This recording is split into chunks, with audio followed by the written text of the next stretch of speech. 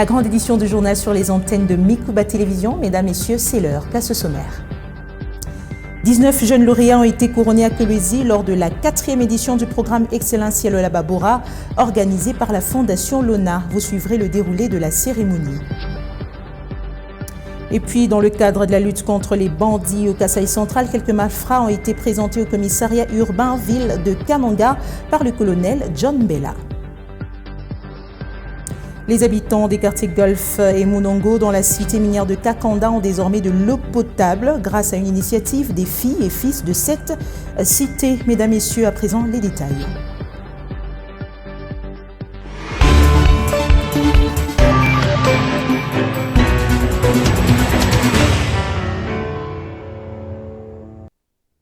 Ouvrons ce journal avec ces images de l'arrivée des migrants dans la capitale RD congolaise. Un premier groupe venu des États-Unis est arrivé en République démocratique du Congo. Ils étaient attendus depuis l'annonce par les autorités congolaises le 5 avril dernier d'un accord signé avec l'administration américaine.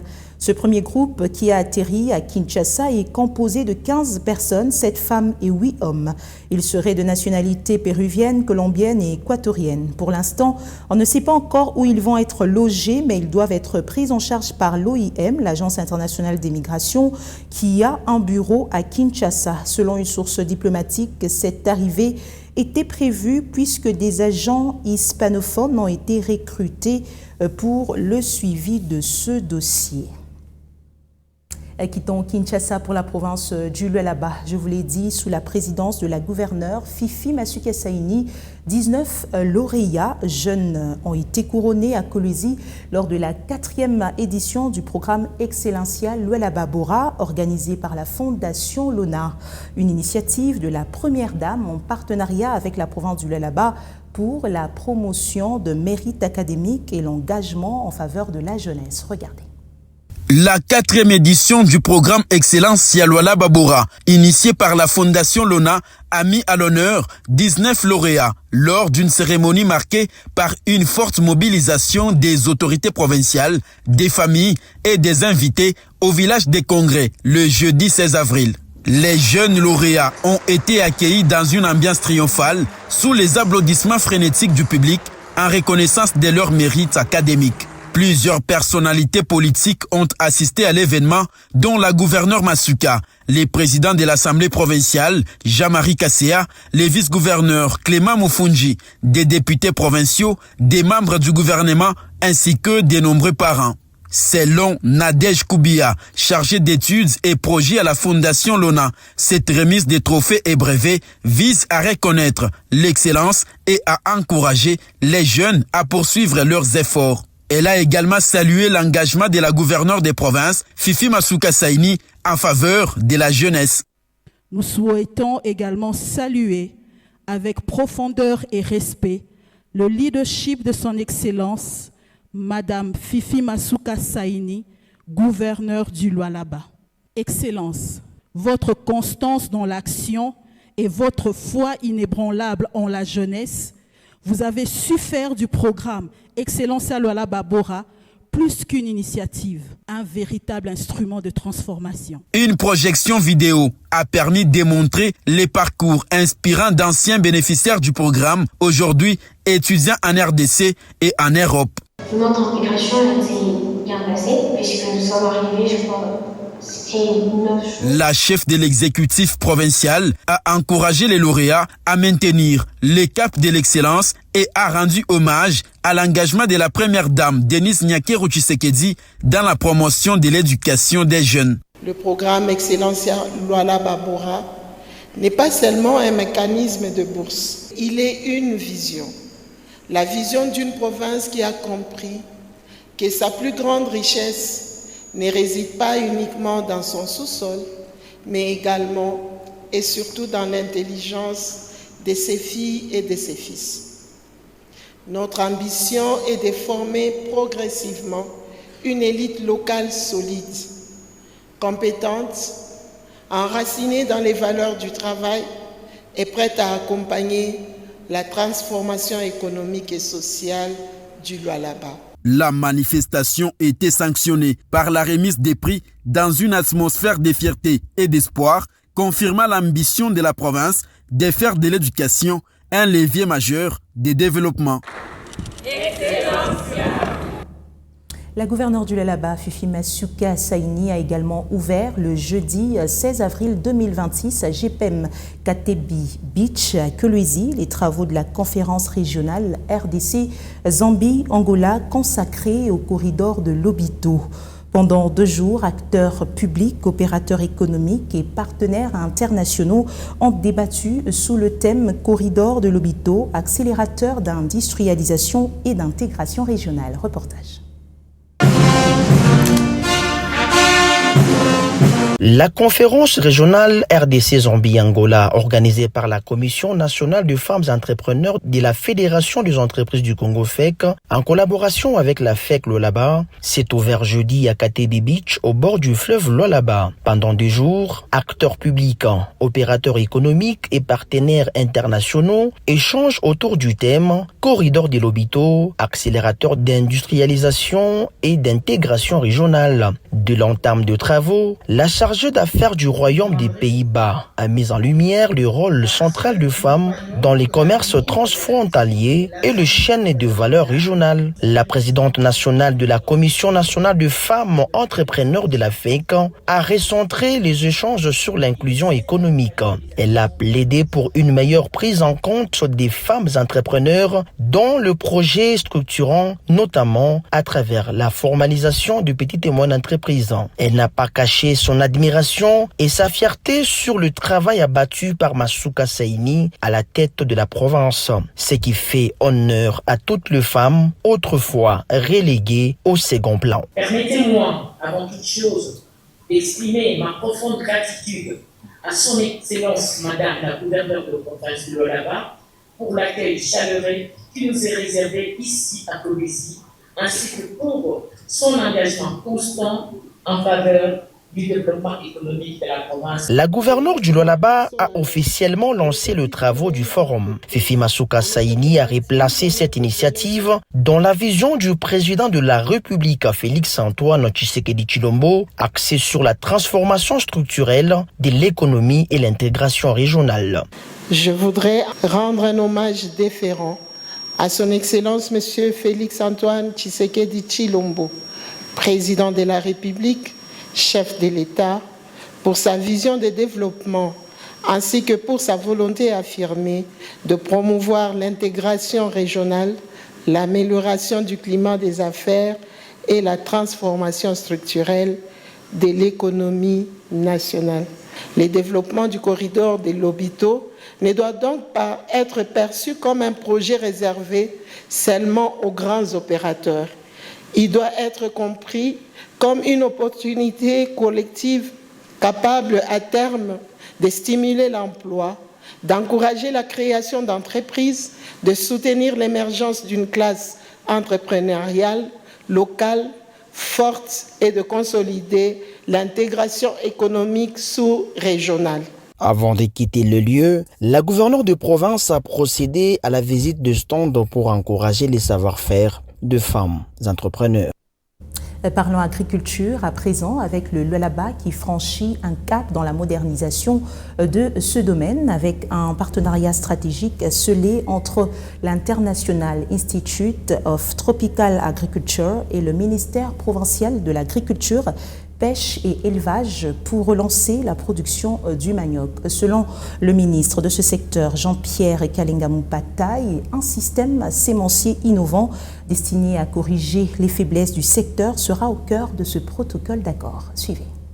Au cœur des échanges entre le ministre Jean-Pierre Kalinga Mupataï et la délégation de l'Institut national de l'agriculture tropicale, la signature d'un protocole d'accord. Cet engagement s'inscrit dans le cadre d'un projet d'assistance technique pour le développement d'un système sémencier de manioc à travers la province du Lualaba. L'objectif de cet accord est d'améliorer durablement la sécurité alimentaire, accroître les revenus des agriculteurs et moderniser la production agricole locale. Selon les termes de référence du document signé, ces projets visent également à résoudre plusieurs contraintes qui freinent la culture du manioc au Lualaba, notamment le manque de boutures de qualité, la faible productivité et la prévalence des maladies comme la mosaïque du manioc.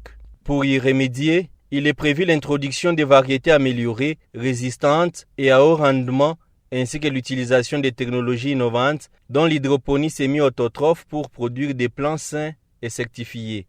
Devant les ministres Jean-Pierre Kalinge Mupatay, Joseph Atekint, chef de bureau d'Eli-Ita, a signifié que le projet prévoit également la mise en place d'infrastructures clés, notamment une serre, un mini-laboratoire, ainsi que le renforcement des capacités des techniciens agricoles et des agriculteurs à travers des formations et l'encadrement sur de bonnes pratiques agricoles.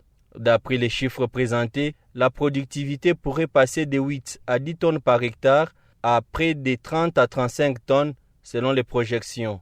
D'une durée d'un an, soit du 15 avril 2026 au 15 avril 2027, ce partenariat est financé par le gouvernement provincial du Lualaba à travers le ministère de l'Agriculture, Pêche et l'Élevage. L'IITA sera chargé de la mise en œuvre technique du projet avec des rapports financiers et techniques attendus de manière périodique pour assurer le suivi et la transparence. Dans le cadre de ses responsabilités sociétales envers les communautés locales, la société minière de Kalukundi, l'Amical SA, une firme chinoise opérant dans le secteur minier, a procédé ce vendredi 17 avril 2026 à la distribution des kits scolaires aux élèves de l'école primaire Kalubomba située à Pompi. Michael Moutuila. C'est dans une ambiance conviviale que cette activité s'est déroulée en présence des autorités éducatives, des responsables de l'amicale ainsi que de parents d'élèves. Ce projet vise à améliorer les conditions d'études et de vie des élèves, à promouvoir des activités sportives scolaires, à favoriser leur développement intégral et à renforcer les liens entre les peuples. Prenant la parole, le président de la Fondation chinoise pour le développement rural et le directeur général adjoint de l'amicale ont souligné l'importance de cette action qui traduit l'engagement de l'entreprise à accompagner les communautés locales à travers l'éducation. De son côté, le représentant du prophète Lualaba 1, Nikon Chimwanga, a salué cette initiative, insistant sur la nécessité d'investir dans un secteur durable comme l'éducation. Ceci détermine directement l'amour que l'État devait vouloir mettre aux enfants, en s'appuyant ou bien en s'égreffant au premier axe de la stratégie sectorielle de l'éducation et de la formation allant de la période 2016 en 2025 et au plan quinquennal de l'éducation 2025-2029 qui stipule l'amélioration de l'accès d'apprentissage auprès des apprenants qui sont les élèves. La cérémonie s'est poursuivie par la signature dans les livres d'or par les différentes autorités présentes avant la remise symbolique des kits scolaires composés notamment de cartables, stylos, boîtes mathématicales et autres objets classiques sous les applaudissements de l'assistance. Une action vivement saluée par les directeurs de l'établissement, les autorités locales et les parents d'élèves qui y voient un appui significatif en faveur de la scolarisation des enfants. C'est la énième fois pour réaliser cette œuvre à tous les élèves de l'école. Nous en sommes fiers et nous en disons merci franchement pour les dons rendus à notre école, aux enfants, aux enseignants, ainsi qu'à la communauté. Qui accente société, entreprise d'amicale baendeleshe kufanya paka hivi bashachi hapa paka kwa watoto mama wale wakabula ilifo banze kusaidia kuna wakabula watoto wote. Tunapigia accente gouvernement national, tunapigia accente gouvernement provincial kwa mawazo balitosha njoo ya makae de charge, tunapigia accente sana baendeleshe ko paka na hii mawazo hii. La cérémonie s'est clôturée par une photo de famille réunissant élèves, responsables de l'amicale et autorités éducatives, marquant ainsi la fin de cette activité inscrite dans les projets Pandapac RDC 2026. Parlons à présent pollution de l'environnement à Kolwezi, causée par plusieurs entreprises minières. Plusieurs habitants sont affectés, notamment dans la cellule d'Ilungu, Bel Air, le village Tchaboula, Kamboy, ainsi que les quartiers Moussonoy et Jikamine Kolwezi.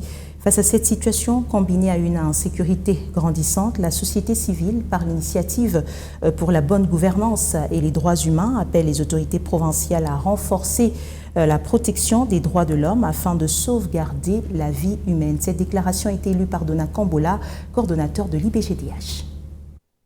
À l'issue de 2 jours d'échange d'expériences et de partage de connaissances, il se dégage que le témoignage recueilli décrivent de nombreuses violations des droits de l'homme et remettent en question la capacité des autorités provinciales, l'Assemblée provinciale, le gouvernement provincial à protéger les droits fondamentaux des populations face à l'extrémisme.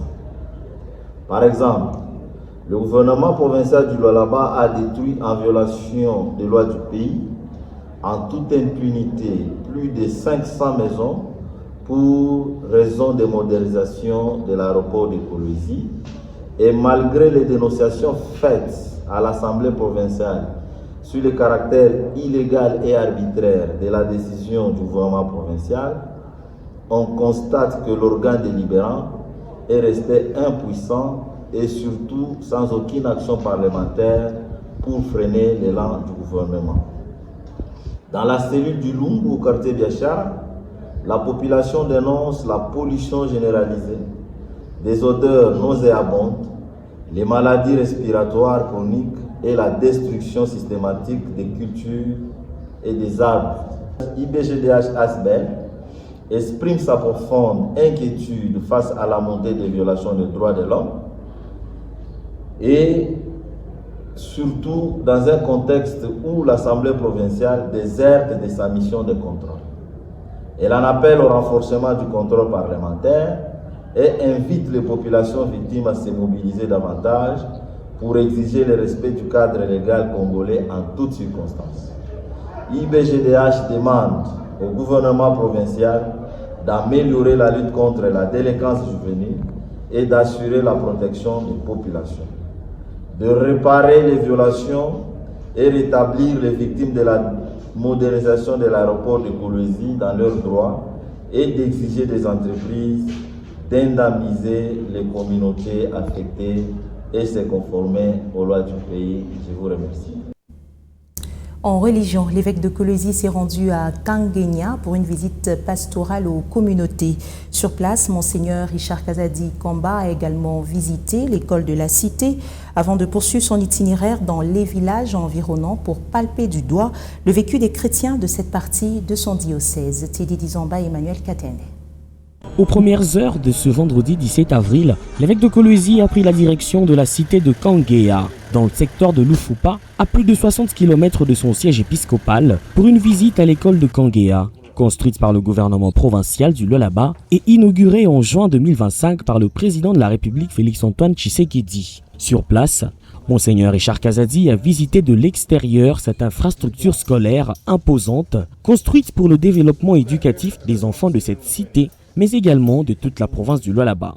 L'évêque de Kolwezi s'est fait accompagner par des membres de son clergé, notamment ses 2 vicaires généraux, le proto-doyen, le doyen de Kolwezi, le curé de la paroisse Notre-Dame des Pauvres, le coordonnateur des écoles catholiques et son secrétaire chancelier.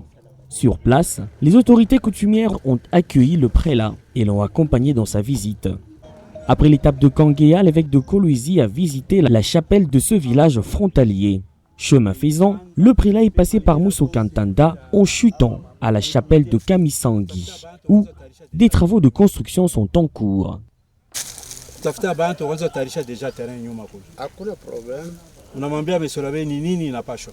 Ndio, tutaanza kusumbura naye. Tuchunge tu vula imalizike. Cette descente pastorale illustre une fois de plus la vision d'un pasteur proche de son peuple. À travers ses déplacements jusque dans les coins les plus reculés de son diocèse, Monseigneur Richard Kazadi Kamba confirme son engagement à ne laisser aucune communauté en marge. Une pastorale de proximité qui témoigne d'une église en marche, attentive aux réalités locales et résolument tournée vers chaque fidèle, où qu'il se trouve. Ce journal se poursuit à Kakanda, faisant face à un manque criant d'eau potable. Les habitants des quartiers Golf et Munongo, dans la cité minière de Kakanda, peuvent désormais pousser un ouf de soulagement. Un puits de forage leur a été offert grâce à l'implication des filles et fils de cette cité. Regardez. La cité minière de Kakanda, située à plus ou moins 120 km de Kolwezi, a vibré ce mercredi 15 avril au rythme de la cérémonie d'inauguration d'un puits d'eau forêt grâce à l'implication de fils de cette cité. Aujourd'hui, c'est encore un jour plus spécial, non seulement pour notre coopérative, mais également pour toute la population de Kakanda en général et celle du quartier Golf en particulier. De voir couler une eau potable au robinet des bonnes fontaines. L'œuvre des dignes fils et de filles de Kakanda, regroupées à une association dénommée Coopérative minière des négociants et trésors artisanaux. Devant plusieurs autorités administratives, policières, militaires et coutumières, André Kadimba, président de la Comneca, a indiqué qu'une série d'actions sociales au bénéfice de la population de Kakanda est envisagée. Il a toutefois insisté sur la nécessité de l'accompagnement des autorités et de toute la population pour leur mise en œuvre. Aujourd'hui, nous procédons à l'inauguration de cette borne fontaine. C'est pour permettre à la population de ce quartier de ne plus souffrir du manque d'eau potable. Nous avons un projet de réaliser 4 puits. Après ici, nous irons dans d'autres quartiers. Avant la mise en service de ces dispositifs d'approvisionnement en eau potable, le chef de terre Kamimbi, le représentant de la société civile ainsi que les délégués administratifs de la chefferie de Bayeke se sont succédés pour saluer cette initiative tout en appelant la population à en faire un usage responsable. Cet ouvrage va contribuer à desservir notre population en eau potable, une denrée vitale incontournable. Devant les habitants de ces quartiers visiblement enthousiastes, ce puits a finalement été inauguré au cours d'une cérémonie présidée par les délégués administratifs. La cité minière de Kakanda, une agglomération longtemps restée à marge en matière d'infrastructures et des projets de développement public, amorce peu à peu son essor grâce notamment à l'implication des exploitants miniers artisanaux du coin. Rendons-nous au Nord Kivu. Validation ce vendredi à Béni de 34 infrastructures socio-économiques de base à exécuter dans les territoires de Béni et Lubero dans le cadre du projet de stabilisation et de relèvement de la RDC, projet de gouvernement congolais mais financé par la Banque mondiale pour le développement des entités affectées par des conflits armés. Validation survenue au cours de la réunion du comité consultatif provincial de ce projet présidé par le vice-gouverneur policier du Nord Kivu, le commissaire divisionnaire Lussegon Karawa. Patrick Seloua nous en parle.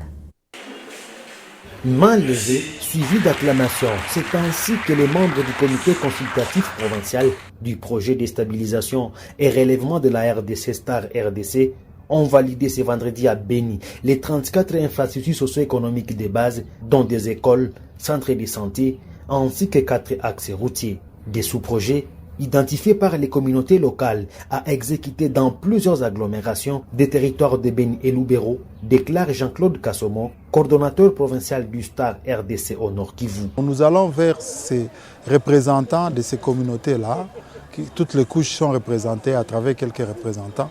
Nous leur parlons du projet, des opportunités du projet. C'est à l'issue de cette rencontre maintenant qu'eux, en âme et conscience, choisissent l'infrastructure a été construite dans leur entité, que ce soit un groupement ou un quartier. Donc c'est ce processus-là que nous avons fait. C'est la communauté à travers les représentants. Ce sont ces communautés-là qui ont choisi ces infrastructures que nous venons de présenter aux membres du comité consultatif provincial. Pour le vice-gouverneur policier du Nord Kivu, le commissaire divisionnaire Lussegon Karawa, ces infrastructures, une fois achevées, seront d'une grande utilité pour les communautés bénéficiaires. Je rappelais que ces projets ne sont pas de simples travaux, mais plutôt la matérialisation de notre engagement pour l'avenir. Avec la validation de ces infrastructures, nous aurons non seulement contribué sensiblement à l'amélioration de l'accès aux infrastructures socio-économiques de base de notre province, mais aussi faciliter la circulation des biens et des personnes, en plus du relèvement communautaire par les bénéficiaires des travaux à haute intensité de la main-d'œuvre. Soulignons que ces 34 sous-projets financés par la Banque mondiale dans le cadre du projet Star RDC vont impacter plus d'1 million de bénéficiaires directs et indirects en territoire de Béni, Lubero et en ville de Béni. Quittons l'est de la République démocratique du Congo pour le Kasaï central. Le colonel John Bella déclare la guerre aux bandits et Kuluna venus de Kinshasa. La police nationale congolaise de la ville de Kananga monte au front et la présentation de ces malfrats a eu lieu le jeudi au commissariat urbain ville de Kananga. Soleil Tomba Moufika nous fait le point.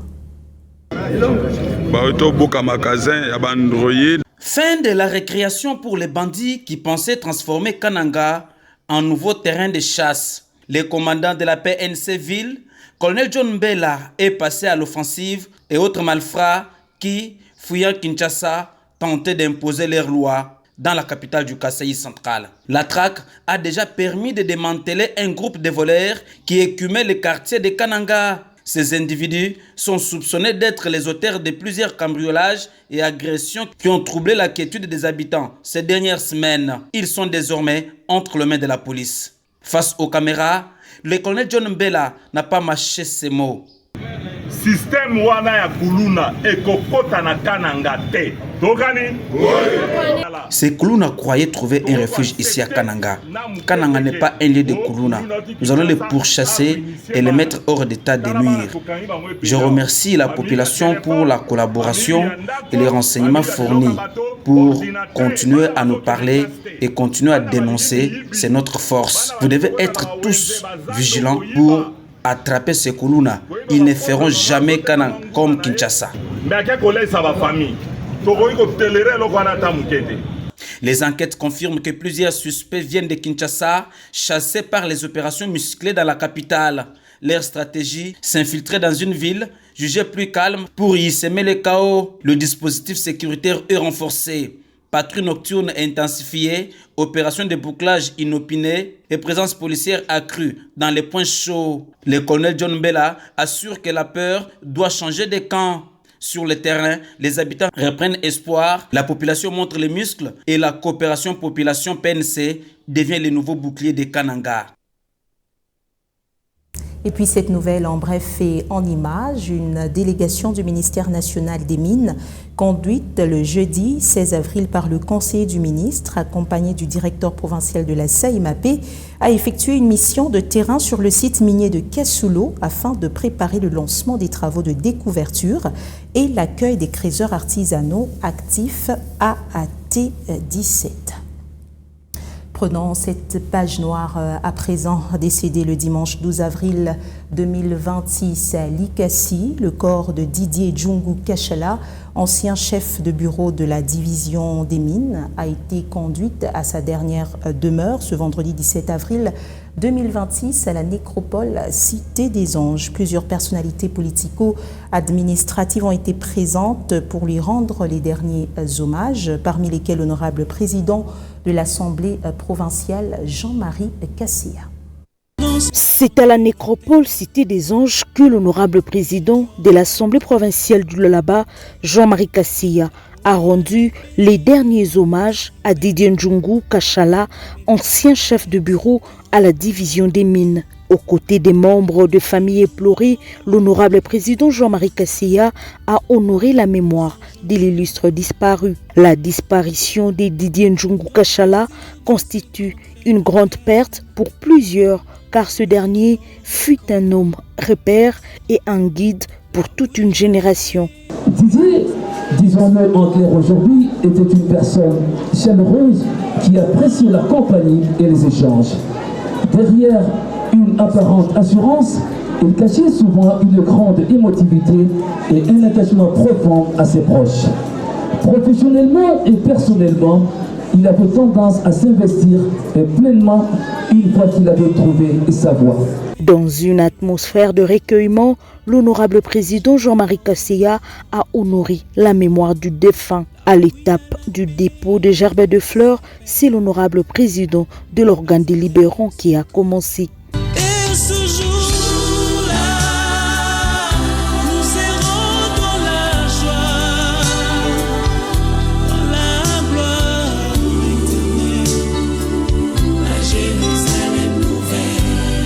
Oui.